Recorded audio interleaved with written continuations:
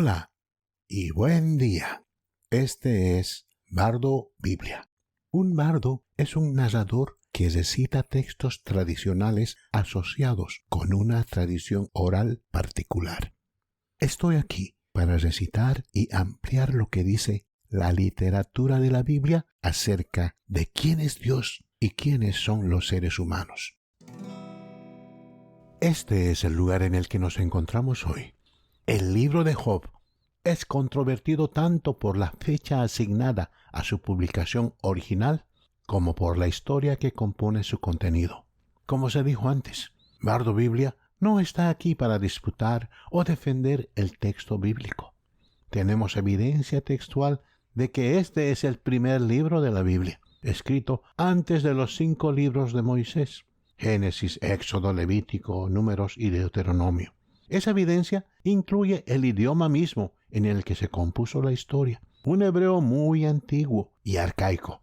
Por supuesto, los escépticos de la Biblia argumentan en contra de una fecha temprana, porque una fecha temprana haría que Job compitiera con otros textos antiguos por la prioridad del lugar que estaba primero. Dejando de lado la fecha de composición del libro, también se discute el significado de la historia en el libro de Job. Como saben los oyentes de este podcast, Bardo Biblia utiliza métodos de análisis literario para comprender cualquier texto. Se responden preguntas simples sobre la historia como quién, qué, cuándo, cómo y por qué. Y se utiliza una comprensión literaria de lo que dice cualquier párrafo del texto. Si bien la Biblia es un libro sagrado porque nos dice quién es Dios, también es literatura porque nos habla de los seres humanos.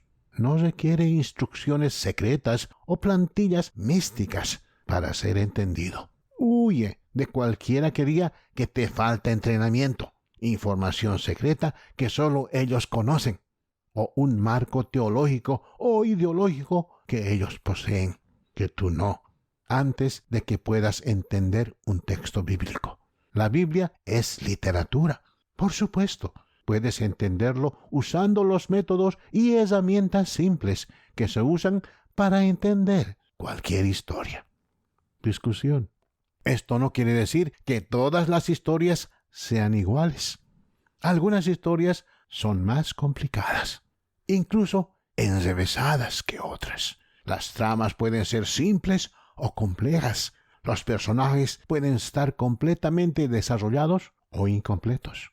Sin embargo, aunque tengamos que esforzarnos un poco, las historias de la literatura están destinadas a comunicar los pensamientos o el mensaje de un autor y pueden entenderse incluyendo las historias de la Biblia. Sin embargo, para los teólogos y los religiosos, el libro de Job es un dilema. El libro comienza con un recurso literario que pone a Dios y al diablo en una discusión sobre la persona de Job. La primera discusión.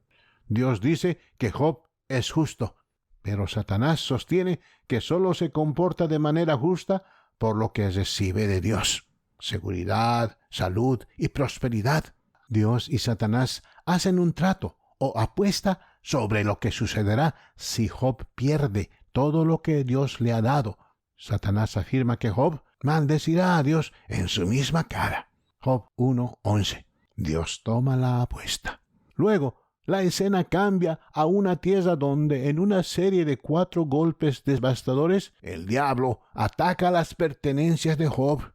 Un mensajero viene a Job para decirle que los sabeos se han llevado a los bueyes y los asnos de Job y han matado a los pastores. Job 1:14. Un segundo mensajero le dice a Job que el fuego de Dios cayó del cielo y quemó las ovejas y los sirvientes. Job 1:15. El siguiente mensajero llega diciendo que los caldeos se abalanzaron sobre tus camellos y se los llevaron. Job 1:17. Y el último mensajero llega y explica que tus hijos e hijas estaban comiendo cuando un fuerte viento sopló del desierto y derribó la casa, matando a los hijos mayores de Job. La respuesta de Job es: el Señor dio y el Señor quitó. Sea alabado el nombre del Señor. Job 1:21.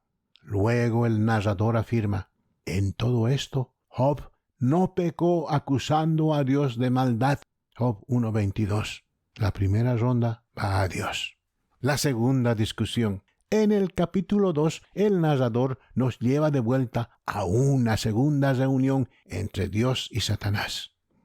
Dios le dice a Satanás, y él, Job, todavía mantiene su integridad, aunque me incitaste contra él para arruinarlo sin ninguna razón. Job, capítulo 2, verso 3. A lo que Satanás responde, piel por piel, extiende tu mano y golpea su carne y huesos, y seguramente te maldecirá en tu misma cara. Job 2:4. La escena vuelve a la tierra, donde Job está afligido con dolorosas llagas desde la planta de los pies hasta la coronilla. Cuando la esposa de Job dice, Satanás hablando a través de ella, maldice a Dios y muere, Job responde, ¿aceptaremos de Dios el bien y no la angustia? Job 2:10. Y el narrador nuevamente aclara, en todo esto Job no pecó en lo que dijo. Job 2:10. El diálogo con amigos. En la historia aparecen 3 amigos de Job para consolarlo, Elifaz, Bildad y Zofar. En el texto, cada uno habla por turno y Job responde a través de 31 capítulos. Esencialmente, los argumentos de los amigos de Job y sus respuestas tienen que ver con una proposición muy simple. Dios bendice y guarda a los justos, haciéndolos salvos y prósperos. Y la ira de Dios está en contra de los injustos. Ellos sufren y son castigados. Por lo tanto, concluyen sus amigos, Job necesita arrepentirse de cualquier cosa injusta que haya hecho para que Dios lo bendiga nuevamente. Job no está de acuerdo, alegando que no ha hecho nada malo, por lo que Dios deba castigarlo. La vida humana en la tierra, con todas sus vicisitudes, se analiza en detalle en estos capítulos. Pero el diálogo entre Job y sus amigos termina en un punto muerto. Los amigos de Job insisten en que debe haber pecado en base a la evidencia de su sufrimiento, y Job insiste en que él no ha pecado contra Dios, sino que es justo. El argumento de Eliú. Luego entra un nuevo interlocutor, Eliú. Su argumento es diferente al de los 3 amigos. El argumento de Eliú contiene elementos de que la prosperidad prueba el argumento de justicia de los 3 amigos, pero Eliú añade un nuevo elemento, plantea un Dios distante, lejos de los seres humanos que hacen cosas de Dios, una persona que no se ve afectada por las actividades humanas, sean buenas o malas, diciendo, el Todopoderoso está más allá de nuestro alcance y exaltado en poder. Job 37:23. Comentario. Esto es lo que llamaríamos un Dios deísta o el Dios del deísmo, la llegada de Dios para enfrentar a Job. Ahora, en el capítulo 38, Dios llega a dialogar con Job. Dios detalla la diferencia entre la deidad y la humanidad con preguntas a Job como ¿dónde estabas tú cuando yo puse los cimientos de la tierra? Job 38:4. Dios discute la diferencia entre su conocimiento del reino animal y el conocimiento de Job. Job finalmente responde, sé que todo lo puedes. Ningún plan tuyo puede ser frustrado. Por lo tanto, me desprecio a mí mismo y me arrepiento en polvo y ceniza. Job 42, versos 2, 5 y 6. El libro termina con Dios estableciendo a Job como sacerdote para que sus 3 amigos ofrezcan sacrificio para que Dios les perdone sus comentarios. Entonces Dios restaura la prosperidad de Job y le dio el doble de lo que tenía antes. En resumen, la historia de Job viene antes de los libros de Moisés. Describe un tiempo en la historia humana antes de la ley judía y después del diluvio universal del Génesis, cuando los seres humanos vivían como lo hacen ahora, algunos con conocimiento de Dios y otros sin él. Job sufre en esta vida a pesar de que es justo en cuanto a su relación con Dios. El narrador usa el dispositivo literario de una apuesta sobre Job entre Dios y el diablo para darnos un trasfondo del sufrimiento de Job. Pero eso no es más que un dispositivo literario. Podemos ver que a las personas buenas les suceden cosas malas. Y no sabemos por qué.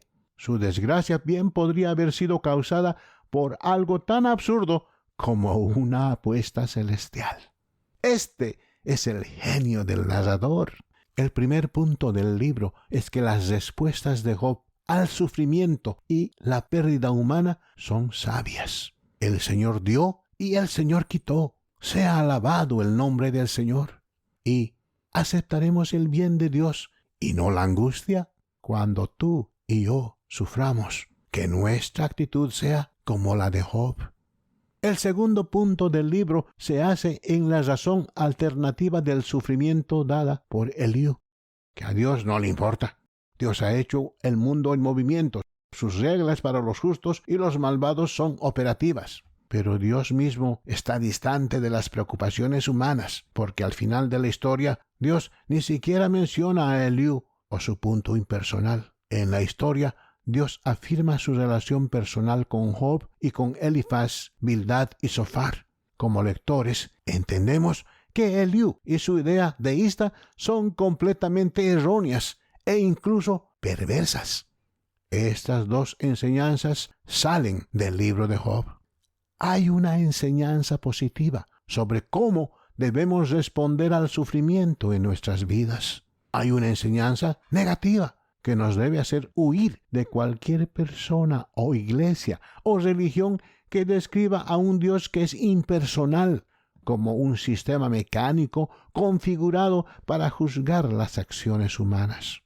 Un Dios que está demasiado ocupado, siendo Dios que no se preocupa por ti y tu vida. La afirmación de la Biblia, desde el primer libro de Job hasta el último libro de Apocalipsis, es que Dios está completamente absorto en su creación e íntimamente involucrado con la vida de todas y cada una de las personas, lugares y cosas. ¿Cuán íntimo es cuando leemos lo que Jesús dice acerca de las personas? Todo lo que el Padre me da, vendrá a mí. Y el que a mí viene, nunca lo echaré. Juan 6:37. Así es como funciona Bardo Biblia. Breves disertaciones, muy enfocadas, sin distracciones, sin desvíos innecesarios, al punto. Envíe a Bardo Biblia cualquier pregunta o comentario que desee ofrecer. Me alegrará oír de usted. Si tiene alguna pregunta o comentario, escriba al siguiente correo electrónico: BibleBardUS@gmail.com. Eso es BibleBardus@gmail.com. Gracias por acompañarnos y escuchar estas disertaciones de Bardo Biblia.